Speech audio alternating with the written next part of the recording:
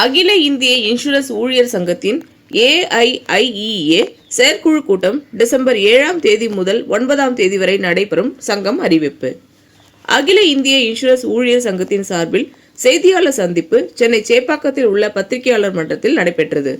அப்போது செய்தியாளர்களை சந்தித்த நிர்வாகிகள் கூறுகையில், இந்திய நாட்டில் சிறப்பாக செயல்பட்டு வரக்கூடிய பொதுத்துறை நிறுவனங்களான LIC மற்றும் பொது காப்பீட்டு நிறுவனங்களில் பணிபுரியக்கூடிய ஊழியர்களின் பெரும்பான்மை சங்கமான அகில இந்திய இன்சூரன்ஸ் சங்கத்தின் AIIEA செயற்குழு கூட்டம் டிசம்பர் 7ஆம் தேதியிலிருந்து 9ஆம் தேதி வரை சென்னையில் ஹோட்டல் அபு பேலஸ் வளாகத்தில் நடைபெற உள்ளது.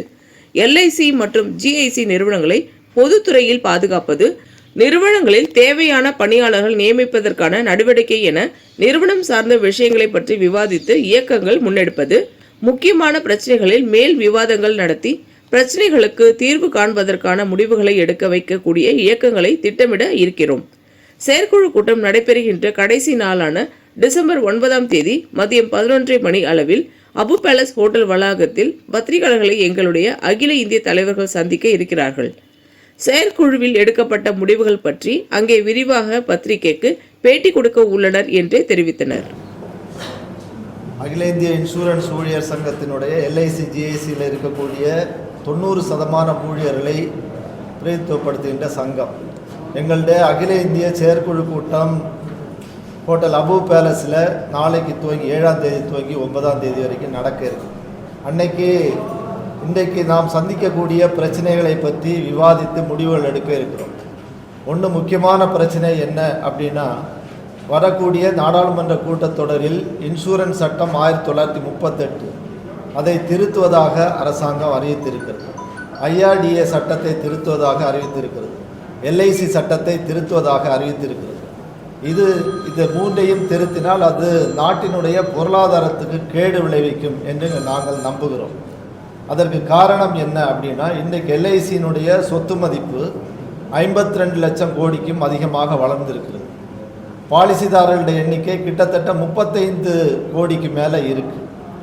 அதுபோல் நாட்டிற்கு தேவையான உள்கட்டமைப்பில் LIC முதலீடு செய்திருக்கிற தொகை கிட்டத்தட்ட 40 லட்சம் கோடி ரூபாய். எனவே இப்படி நாட்டிற்கு உதவக்கூடிய LIC மற்றும் பொதுத்துறை பொது காப்பீட்டு நிறுவனங்களுக்கு குந்தகம் விளைவிக்கக்கூடிய அந்த சட்ட திருத்தத்தை அரசாங்கம் கைவிட வேண்டும் என்கிறதை நாம் வலியுறுத்துகிறோம். எனவே அதனை பற்றி முடிவெடுப்பதற்காக இந்த செயற்குழு கூடுகிறது. அதுபோல் இன்றைக்கு LIC GIC நிறுவனங்களில் மிகப்பெரிய பொதுத்துறை நிறுவனங்கள், இங்கே பணியாளர்களுடைய எண்ணிக்கை குறைந்து கொண்டே வருகிறது. ஒரு காலத்தில் LIC நிறுவனத்தில் கிட்டத்தட்ட 1 லட்சம் 3ஆம் பிரிவு 4ஆம் பிரிவு ஊழியர்கள் பணியாற்றினார்கள். ஆனால் இன்றைக்கு ஊழியர்களுடைய எண்ணிக்கை கிட்டத்தட்ட 40,000 45,000 இருக்கிறது. எனவே இன்றைக்கு உடனடியாக பணியாளர் நியமனம் செய்ய வேண்டிய தேவை ஏற்படுகிறது.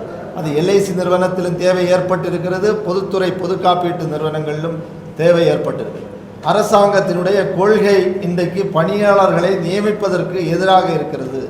எனவே உடனடியாக 3ஆம் பிரிவு 4ஆம் பிரிவு ஊழியர்களை பணி நியமனம் செய்ய வேண்டும் என்பதை வலியுறுத்தி இங்கே சில முடிவுகளை எடுக்க இருக்கிறோம்.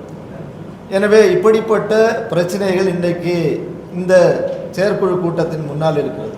அதுபோல் பொது காப்பீட்டு நிறுவனங்களை பொறுத்தவரை 4 தேசியமயமான நிறுவனங்கள் இருக்கிறது. Oriental, United, new India, national ஆகிய நிறுவனங்கள் இருக்கிறது. இவற்றை ஒன்றாக இணைக்க வேண்டும் என்று நாம் சொல்லுகின்றோம். அரசாங்கம் ஒன்றாக இணைக்க முடியாது என்று சொல்கிறது. ஆனால் இதே அரசாங்கம் வங்கிகளை, தேசியமயமான வங்கிகளை ஒன்றாக இணைக்கிறது. ஆனால் பொது காப்பீட்டு நிறுவனங்களை ஒன்றாக இணைக்க மாட்டேன் என்கின்ற ஒரு கான்ட்ரடிக்டரி வியூவை எடுத்து அதை சொல்கிறது. எனவே அதை இணைக்க வேண்டும் என்கின்ற கோரிக்கையை நாம் வைக்கிறோம்.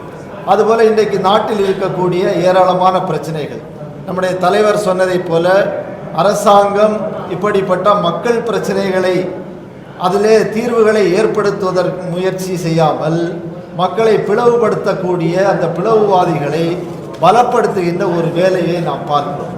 எனவே அதை மக்கள் ஒற்றுமையை கட்டி எழுப்புவது எவ்வாறு என்பதை பற்றி இந்த செயற்குழு கூட்டத்திலே விவாதிக்க இருக்கிறோம். அதுபோல இந்த நாட்டில் ஏராளமான வேலை வாய்ப்புகளை உருவாக்கியவை பொதுத்துறைகள். அதுபோல ரிசர்வேஷன் போன்ற, இடஒதுக்கீடு போன்ற கொள்கைகளை பாதுகாப்பது பொதுத்துறைகள். இன்றைக்கு பொதுத்துறைகளை தனியார் மயமாக்கினால் இடஒதுக்கீடு என்பது மிகப்பெரிய கேள்விக்குள்ளாக்கப்படும் என்பது நமக்கு தெரிகிறது. எனவேதான் பொதுத்துறைகளை பாதுகாக்க வேண்டும் என்று நாம் போராடுகிறோம். அதுபோல இன்றைக்கு விலைவாசி உயர்வு மிக பெரிய அளவுக்கு உயர்ந்து கொண்டே போகிறது. நீங்கள் பார்த்தீங்கன்னா இந்த மாதத்தில் நேற்று என்னென்ன அவர்கள் வெளியிட்ட விலைவாசி புள்ளி குறியீடு என்பது கிட்டத்தட்ட 143.5 144.6 உயர்ந்திருக்கிறது. கிட்டத்தட்ட 11% உயர்ந்திருக்கிறது. எனவே அதை மாற்றி பார்த்தோம் என்றால் விலைவாசி என்பது இன்னும் அதிகமாக உயரக்கூடிய ஒரு நிலை ஏற்பட்டது. எனவே விலைவாசியை கட்டுப்படுத்துவதற்கு அரசாங்கம் பெட்ரோல் டீசல் போன்றவற்றுடைய விலைகளை குறைக்க வேண்டும் என்கின்ற இப்படிப்பட்ட ஏராளமான பிரச்சனைகளை இன்றைக்கு நம் முன்னே எழுந்திருக்கிறது. எனவே இதை பற்றியெல்லாம் இந்த 3 நாட்களில் அகில இந்திய இன்சூரன்ஸ் ஊழியர் சங்கத்தினுடைய செயற்குழு கூட்டம் விவாதித்து இதை எவ்வாறு சமாளிப்பது என்பதற்கான இயக்கங்களை நடத்த திட்டமிட்டுள்ளோம். எனவே அதை திட்டமிட்டு அந்த முடிவுகளை வரக்கூடிய 9ஆம் தேதி ஹோட்டல் அபு பேலஸில் இது ஒரு பத்திரிகையாளர் சந்திப்பை ஏற்பாடு செய்திருக்கிறோம். நீங்கள்லாம் இங்கே வந்த மாதிரி அங்கே வந்து அதை நாங்கள் எடுக்கக்கூடிய முடிவை நீங்கள் மக்கள் மத்தியில் கொண்டு போக வேண்டிய அவசியம் இருக்குது. இதுவரை எல்ஐசியை பாதுகாக்க 1989 நம்ம சங்கம் போராடி கொண்டே வருகிறது. கிட்டத்தட்ட 36 ஆண்டுகள் போராடி தான் இன்றைக்கும் 96.5% எல்ஐசி பங்குகளை அரசாங்கம் கையிலே தக்க வைத்திருக்கிறோம். இதற்கு உங்களது ஒத்துழைப்பு மிக பெரிய அளவுக்கு எங்களுக்கு கிடைச்சது. எனவே இன்றைக்கும் அந்த ஒத்துழைப்பை நீங்கள் அளிக்க வேண்டும். எல்ஐசியை பாதுகாக்க வேண்டும். எல்ஐசியை பாதுகாத்தோம் என்றால் 52 லட்சம் கோடி ரூபாயும் இந்த நாட்டினுடைய வளர்ச்சிக்காக தான் நாம் பயன்படுத்துகிறோமே தவிர யாருடைய தனிப்பட்ட நலனுக்காக பயன்படுத்துகிற வேலை இல்லை. எனவே அதையெல்லாம் விவாதித்து முடிவெடுக்குவதை மக்களிடம் கொண்டு போகக்கூடிய வேலையை எங்களுக்கு நீங்கள் உதவ வேண்டும் என்பதை கேட்டு முடித்துக்கொள்கிறேன். 9ஆம் தேதி காலையில் 11:30 அபு பேலஸில் தயவுசெய்து வாருங்கள். நன்றி. எஸ் ரமேஷ்குமார், அகில இந்திய இன்சூரன்ஸ் ஊழியர் சங்கம் தென்மண்டலம் இணைச் செயலாளர். பிபி கிருஷ்ணன், உதவி தலைவர், அகில இந்திய இன்சூரன்ஸ் ஊழியர் சங்கம் தென்மண்டலம், தலைவர் தென்மண்டல இன்சூரன்ஸ் ஊழியர் கூட்டமைப்பு.